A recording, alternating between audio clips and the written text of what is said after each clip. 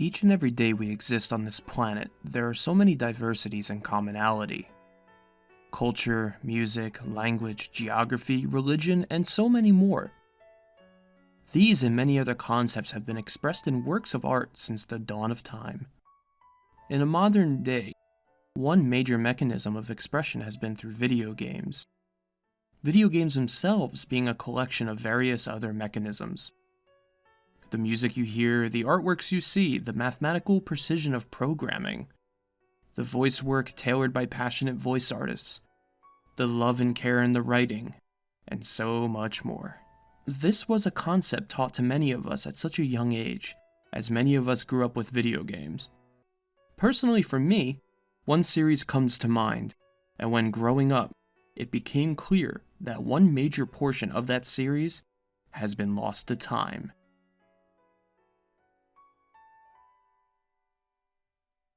This is the story of Project Berkley.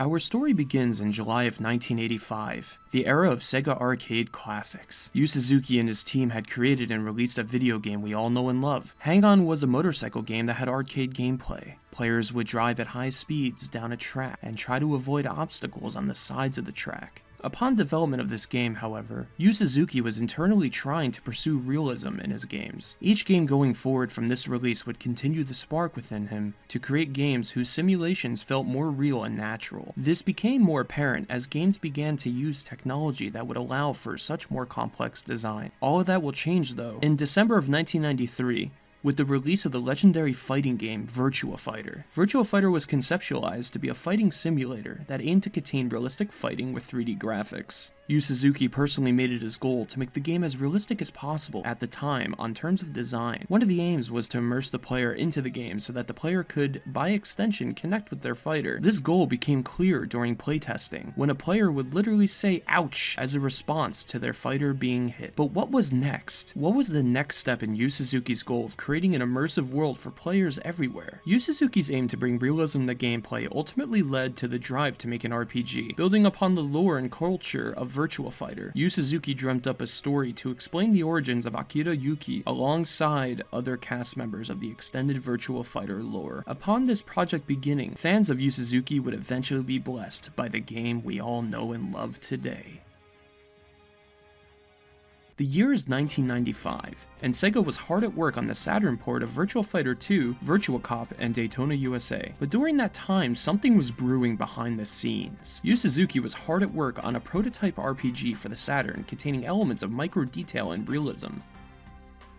That prototype was the enigmatic Old Man and the Peach Tree. The prototype detailed a story of 1950s China taking place in Luoyang, where the player would be tasked with searching for the kung fu master named Ryu. The character the player would take control of is a young man named Doro, who is looking for a martial arts master named Master Liu. Doro meets a martial arts master and asks him if he knows Master Liu. The master tells him to bring him a peach and he will answer his question. To perform this task, Dado would explore the world around him and talk to characters to further develop the story. Among the adventure, Dado discovers Ryu at the end of the prototype skipping rocks in a lake to catch fish for the children of the village, and it turns out that the man who he originally asked was Master Ryu the entire time. A very Shenmue-esque story indeed. Details of this prototype are quite scarce, and it is unclear if it ever made it into full playable development. However, it has been confirmed to contain gameplay resembling what would become Shenmue, including a third-person view, programmatic cameras, fully rendered environments containing conversations with NPCs. Upon the environments, the player would find buildings, roads, and trees with the aim to have the player be able to freely explore the world. This prototype was the groundwork for what would become, in 1996, the in-development Saturn RPG titled Virtua Fighter RPG Akira's Story.